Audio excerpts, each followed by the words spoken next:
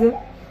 তো যাই হোক, আপনাদের অনেকের অনেক চিন্তা ভাবনা, অনেক কিছু ভাবেন বা অনেক কিছু শোনেন, সেই নিয়ে আপনারা অনেকে আমাকে প্রশ্ন করেন বা অনেকে হয়তোবা কোনো না কোনো জায়গায় থেকে আমাকে ভুল বোঝেন।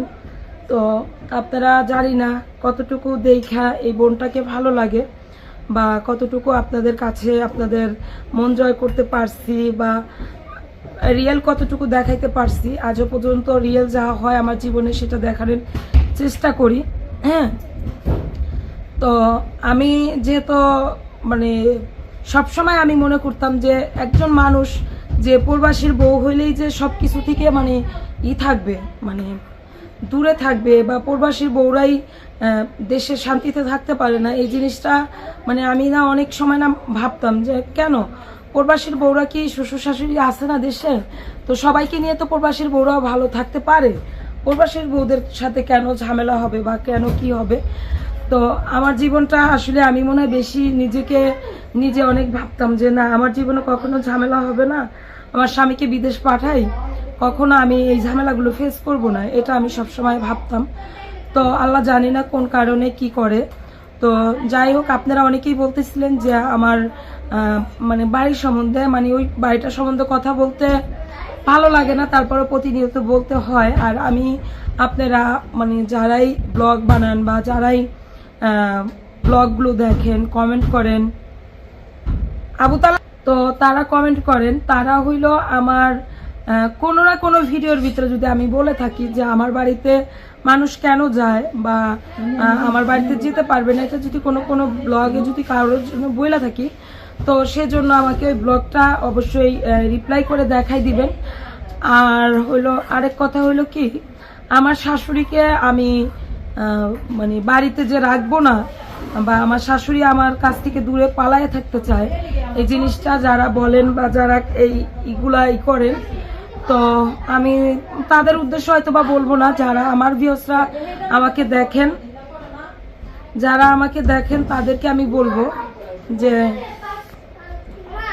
তো আমার শাশুড়ি হইল ওই বাড়িতে তার সন্তানদের জন্ম দিচ্ছে, ওই বাড়িতে সে বউ হয়ে আসছে, সন্তানদের লালন পালন করছে এবং কি এখনো পর্যন্ত সে আছে, সে সারা জীবন থাকবে, সে যতদিন বাঁচে ততদিন থাকবে। হ্যাঁ, তো আমি মনে করি যে আমার আমার শাশুড়ির জায়গায় আমার কোনো ওইখানে কোনো অস্তিত্ব নাই। যদি আমার শাশুড়ি বলে যে এটা আমার বাড়ি, আমি তো কোনো ফিলেই বলতে পারি না যে ওটা আমার বাড়ি। আমার শাশুড়ি যদি এটা যদি আপনাদের কারো কাছে যদি বইলা থাকে যে এটা আমার বাড়ি, খুকি এই বাড়িতে আসতে পারবে না, তাহলে আমি খুশি, আলহামদুলিল্লাহ। কিন্তু এই যে আমার শাশুড়ি আমি যাওয়াতে যে পালাই যাবে, এই কথাটা যে হইছে বা গেছে গা, এই কথাটা হইছে, কতটা সত্যি বা মিথ্যা সেটা যদি আপনারা যদি জানেন, তাহলে হয়তো বা অনেক চ্যানেল আছে, অনেক চ্যানেল আছে, সেই চ্যানেল থেকে যেন আমার শাশুড়ি বলে যে খুকি এই বাড়িতে আসতে পারবে না, এটা আমার বাড়ি, খুকি এই বাড়িতে থাকতে পারবে না, এটা একটা যে কোনো একটা চ্যানেল থেকে এটা বলুক।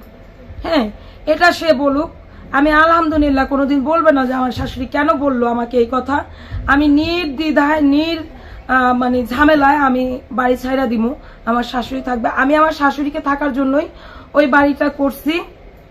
হ্যাঁ, আর আমার আমার ওই বাড়িতে যে আমি আমার শাশুড়ির যে সাইডের রুমটা আমি দিছি, ওই রুমটা কিন্তু এট ফার্স্ট আমার করা হয়েছে, আমি ওই রুমটা অনেক দিন ছিলাম। আর যখন এই বিল্ডিংটা করছি তখনই বলছি যে এই কর্নারের রুমটা আমার শাশুড়ির জন্য করব। তো আমার শাশুড়ির মানে ঘর করার জন্য যেই ইটগুলা দেওয়া হয়েছিল, সেই ইটগুলাতে হইল কি বলে পুরা বিল্ডিংটা করছে, আর বাদ বাকি তার যে ইটগুলা বাদ ছিল সেই ইটগুলা আমরা নিছি হিসাব কইরা। শাশুড়ির ছাদে যে ইটগুলা লাগছে, ঢালাই দিতে যে ইটগুলা লাগছে, সেই ইটগুলাই হইলো আমরা কিনা দিছি, আমি আপনাদের ভাইয়া কিনা দিছি। হ্যাঁ, তো এখন তারা বলতে পারে যে মানে আমার শাশুড়ি বলতে পারে যে আমার মানে এতগুলা ইট কিনা ছিল, বাট এতগুলা ইটে তারা যদি হিসাব করে, মিস্ত্রি না হিসাব করবে যে এই ছাদ ঢালাই দেওয়ার জন্য কতগুলা ইট লাগছে, কতগুলা ইট লাগছে সেই হিসাবটা করবে। আর আমি কখনো আমার শাশুড়িকে দৌড়াই দিব না বা আমার শাশুড়ি ওই বাড়ি থেকে যে চলে যাবে, এটা আপনাদের ভুল ধারণা, এগুলো আপনারা বলবেন না। আর আমার যদি পারে আমার শাশুড়ি আমার 40 লাখ টাকা দিয়ে দেখ, হ্যাঁ, একবারে সব কিছু বাদ দিয়ে আমি 40 লাখ টাকার কথাই বললাম, আমি এর চেয়ে আরো বেশি টাকা খরচ করছি। আমাকে 40 লাখ টাকা দিয়ে দাও, আমি চলে যাই। কারণ আমি তো অত বড় লোক না, এখন একজনে 3 লাখ খরচ করবে, কালকে 5 লাখ বলবে, আরেকদিন 6 লাখ বলবে, আরেকদিন 7 লাখ বলবে। আমি আমার শাশুড়িকে দৌড়ানোর জন্য এত টাকা দিয়ে দিব, আর আমার শাশুড়ির বাড়ি আমার শাশুড়ি থাকবে। তো আমাকে আমার শাশুড়ি 40 লাখ টাকা দিয়ে দেখ, আমি আইসা পড়ি, যেহেতু আমার পোলাপান নিয়ে আমার বাঁচতে হবে, আমার পোলাপানের ভবিষ্যৎ ওইগুলা। তো আমার শাশুড়ি আমাকে 40 লাখ টাকা দিয়ে দেখ। আর আপনারা যারা এই যে মানে এই সম্বন্ধে কথা বলেন বা যারাই বলেন, তারা অবশ্যই আপনারা জানাই দিবেন, বা তারা যদি নাও আমার কথাটা শুনে তাদেরকে জানাই দিবেন। কিন্তু না, আমার ভয়ে কখনো আমার শাশুড়ির দূরে সরে থাকতে হবে না। আমি লাগলে আমার শাশুড়ি যদি বলে যে আমি ওই বাড়িতে যাব না, তাহলে আমি যাব না ওই বাড়িতে, সমস্যা নাই। কিন্তু আমার শাশুড়ি আমার ভয় যেন কখনো যেন না পালাই যায়, না কিছু করে। আমার শাশুড়ি, আমি কালকে আমার শাশুড়ির সাথে কথা হয় নাই, আমার চাচা শ্বশুরকে ফোন দিয়েছিলাম।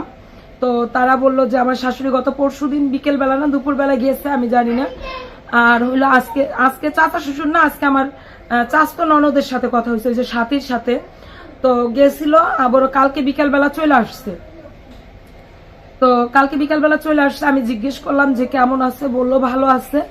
তো আজকে হইলো মানে আমার ননদকে আমি জিজ্ঞেস করলাম যে আপনি, তোমার মা বাবা যদি কোনো মানে উল্টাপাল্টা তার সাথে কথা বলে থাকে, এগুলো বলতে না করো। সে যেহেতু মুরব্বী মানুষ, সে যেহেতু বড় মানুষ ওই বাড়ির, আর তার সাথে কারো ঝামেলা না, এটুকুই ঝামেলা, মানে সে কাউরে থামাইতে পারে না। আর আজও পর্যন্ত সে কাউরে থামাইতে পারবে না। এই যে যত কিছু, যেখানে যত কিছু হয়েছে সবকিছু সে জানে, কিন্তু সে নাও করে, কিন্তু তার কথা কেউ শোনে না। হ্যাঁ, তার কথা কেউ শোনে না।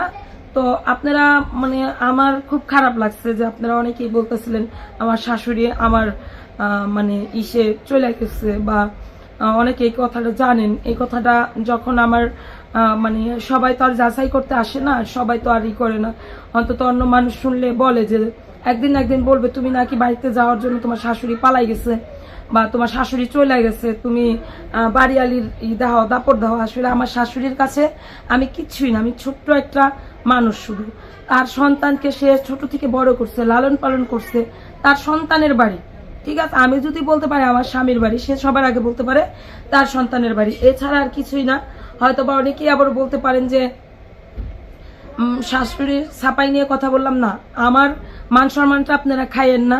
হ্যাঁ, আপনারা যারা নিয়ে কথাগুলো বলেন তারা অন্তত নিজেদের চিন্তা নাই করেন, অন্য একটা মানুষের যে মান সম্মান যায় এটা চিন্তা করতে হবে।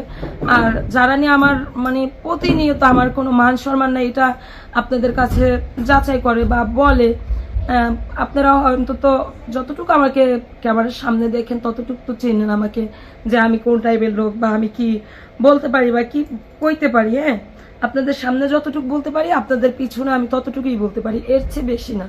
এর চেয়ে যদি বেশি বলতাম তাহলে 11-12 বছর একটা সংসার করতে পারতাম না। এই যে 6 মাস 7 মাস হয়েছে, এই 7 মাসে আমার সাথে যা হয়েছে, এই 12 বছরে এই 7 মাসের একটা মাস হিসাব করে দেখেন, যে এই 12টা বছর একটা মাসে নেন, একটা মাস যদি আমার এই মানে এই প্রেশার গুলা যদি আমার কাটাইতে হইতো, তাহলে কি আমি মানুষ থাকতাম?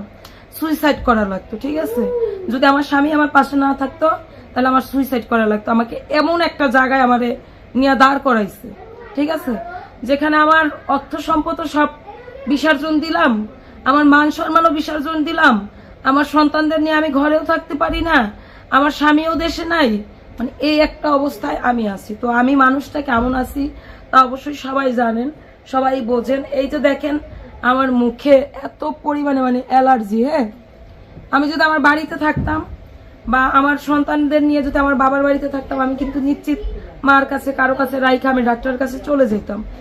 এখন আমার ছেলে মেয়ের মানে প্রতিদিন আমি স্কুল করাইতেছি, স্কুল কোনোদিন অন্তর বন্ধ দিইনি। আমি এই স্কুলে ভর্তি করার পর বন্ধ দিইনি। তো ওদের ক্লাস করাইতে হয়, শুক্র শনিবার বন্ধ, ওদের কাপড় চোপড়ে এইঠে। আর শুক্র শনিবার তো কোনো ডক্টর পাওয়া যায় না, কোনো হসপিটালে যায়।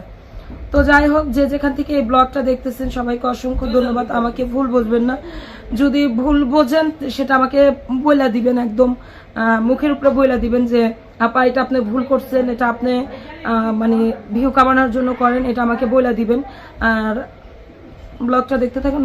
যদি ভালো লাগে অবশ্যই লাইক দিয়ে দিবেন, কারণ আমি চাই না আমার শাশুড়িকে নিয়ে এই সম্পর্কে কথা বলেন বা আমার ভয়ে যাবে। কেন সে আমার ভয় কেন যাবে?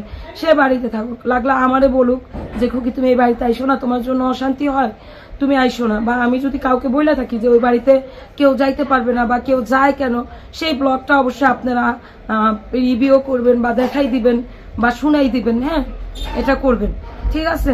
তো ভালো থাকেন, ভিডিওটা দেখ